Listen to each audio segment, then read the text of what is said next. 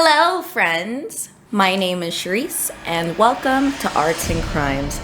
This is a show where I sketch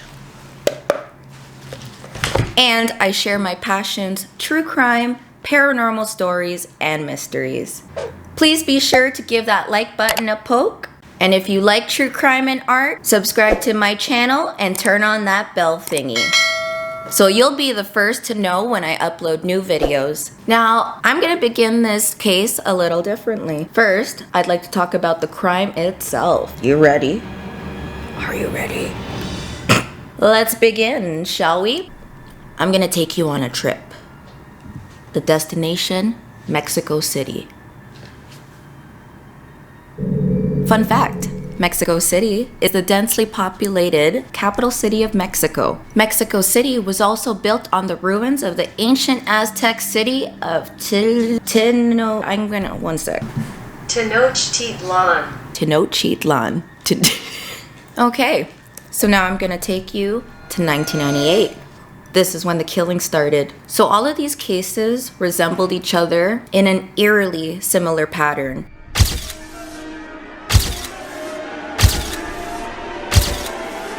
The murderer would target elderly women over the age of 60 who lived alone. First of all, what the hell, man? Like, how rude. I don't think I've ever met a mean old lady. Wait, that's a lie. There was this one lady at my church choir. She was a real B-word, and she said that I couldn't sing. Show me the meaning of being lonely. See? What is she talking about? Anywho, this killer would usually enter elderly people's homes pretending to be a social worker, or they would offer to carry their groceries for them. In each case, the victim was strangled or bludgeoned. The killer used personal items of the victims as well as a stethoscope. What? It's not funny. I don't know why I'm laughing. I'm sorry. All victims were left lying in a chair, on a bed, or on the floor.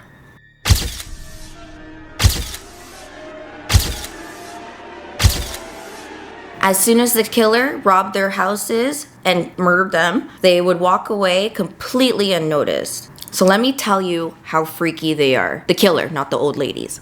So the killer would lurk around parks and gardens to find their ideal target. Every single victim lived near a public park. Ooh, heebie-jeebies, right? So apart from their ages and social backgrounds, all of the victims were members of the old age pension program, which provides financial assistance to the elderly. So it took the police 5 years to finally link the murders, and another 2 before they finally admitted that they were dealing with a serial killer. Authorities called him the old lady killer. Dios mío!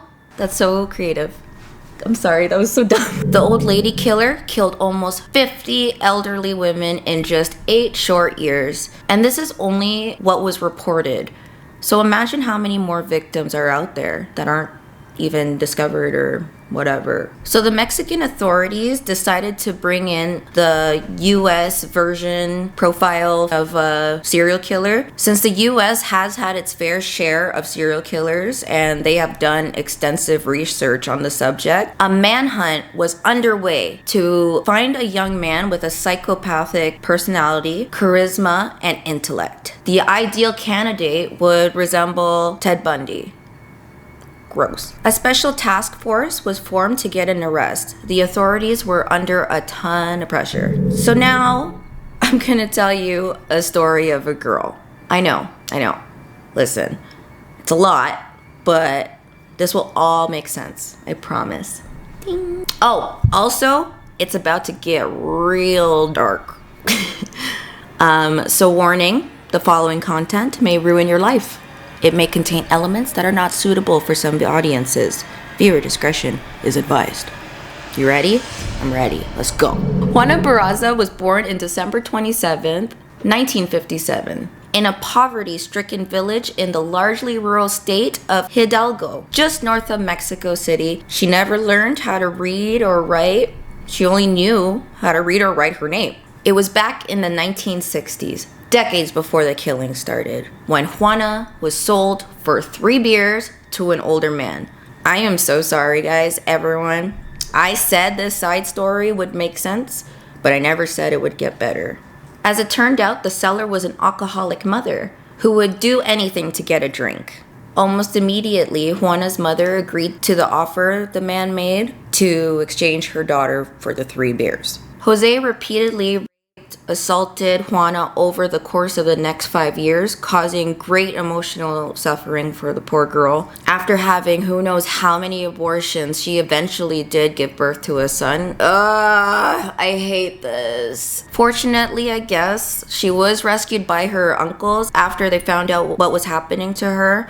It turned out that Juana's mother actually has been lying to the family, saying that her daughter had voluntarily left with her abuser. Such a piece of man. So moving on, as she grew up, Juana had several partners, all of whom have been abusive alcoholics. She had 4 children in total. Her eldest died at 12 years old from injuries received when muggers attacked him with a baseball bat. Her second child, a girl, married early and left home. Juana lived in a small, modest flat with her youngest 2 children, a boy aged 13 and a girl aged 11. They were a very close-knit family. Juana has said that she is proud to say that she has kept things going on her own. She is proud of being both a father and mother to her children. Juana did struggle financially, but didn't give up. She did do housekeeping and other small jobs during the week, and on the weekends, she'd do professional wrestling. Yes, professional wrestling. While wrestling, she adopted the persona La Dama del Silencio. I'm good at Spanish. And that means basically Lady of Silence. She wore a pink outfit, super cute, right? She reportedly chose the Lady of Silence as her title because, quote, "because I am quiet and I keep to myself," unquote. She's a woman of very few words. She earned between 300 and 500 pesos for each fight, so around $30 to $45 in the year 2000. Either way, it was way more than what she earned on weekdays. Along with making good money from wrestling, she genuinely seemed to enjoy it. Even at the age of 35, Juana actually hurt her spine during a match, and then she was no longer able to compete professionally. But even though that happened, she was still hanging around the ring, only this time she was selling popcorn to the crowd. In January 2006, Juana appeared on TV for a wrestling interview, completely unsuspecting of how her life would change just a week later. Oh crap, my pencil's stuck in my hair. No, for real, it's okay. So you may be asking, what has become of Juana? Well, do you really want to know? On January 25th, 2006, a man was walking back to his apartment. He then noticed that the front door to his landlady's apartment swung wide open. Then, a tall woman was running out of the apartment. Startled by the odd sight, he decided to quickly check up on his landlady. Walking into the apartment, he noticed a horrifying sight. He discovered his 82-year-old landlady dead on the floor, strangled and stabbed to death. The authorities were thankfully nearby and did not waste any time in chasing after the suspect. Thing is, there was no man involved in that murder. It was a tall, muscular woman who committed the crime. It was 48-year-old professional wrestler Juana Barraza. Yeah. Whoa. And guess what? Juana had a few plastic bags with her at the time that she was apprehended. Inside these plastic bags, authorities found the stethoscope. I'm sorry to yell. So they found the stethoscope, a list of elderly people that signed up for the government's elderly aid program, and small items she had stolen from the landlady. Yep. So after finding out that the old lady killer was actually a lady herself, it completely changed the narrative. According to an article, investigators were trying to explain how a woman could commit such ghastly murders. Like, excuse me, first of all. Why can't a woman be that crazy? Huh? Mr. Investigators? Kind of sexist bullshit is this? But seriously, They even called in a neurologist who studied Juana and discovered that she had a slight alteration in her frontal lobe, which is a common trait in serial killers, and she seemed to lack remorse for her actions. In her first appearance in court that February, Juana told the court, quote, "I only killed one little old lady, not the others. It isn't right to pin the others on me," unquote. The court then asked her to reveal her motive, and she simply said, "I got angry." At the end of her trial, she was convicted of 16 murders and 12 robberies. That's only as much evidence that the police had to tie her to the crimes. But it is rumored she had killed way more than that. Juana was sentenced to 759 years in prison, plus a fine of 2,086 days of minimum wage. Juana said, quote, "May God forgive you and not forget me." Like, what does that even mean? That was the longest sentence ever given to a murderer in Mexico. You did it, Juana. Yay. Good job. Details of Juana's past abuse differ. There seems to be little doubt, though, that she just has a deep resentment towards her mother for letting the abuse happen. I mean, like, I get it, but you can't kill people, Juana. You can't do that.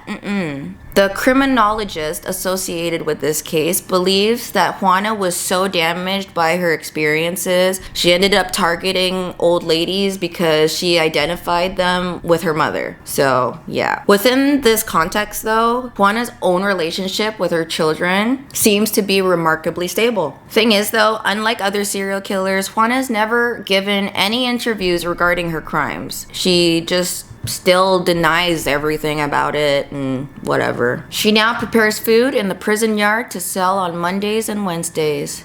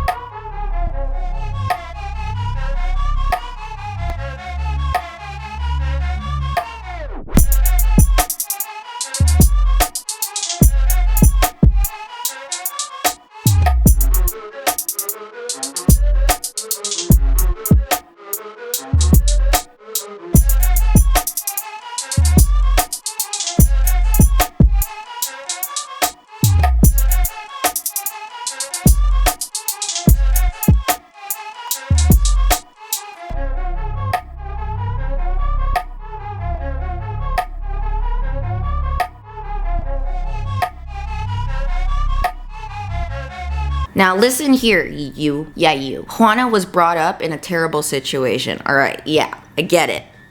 Fine. Not fine, but okay. But don't let that blind you, okay? She was still a terrible human being. So I don't want to hear it. Just pretend you're having a good time. So, what are your thoughts about this? Did you ever hear about Juana Barraza? Let's discuss it in the comments, shall we? I am also open to case suggestions for future episodes. I would also greatly appreciate it if you would leave a comment and a like and subscribe to my channel. It's a growing boy that needs to be fed. Why can't you just say stuff that's normal, Cherise? So if you want to reach out, in the description below has all my social thingies. Thank you for watching. See you guys next time. Say bye, Louie. Bye.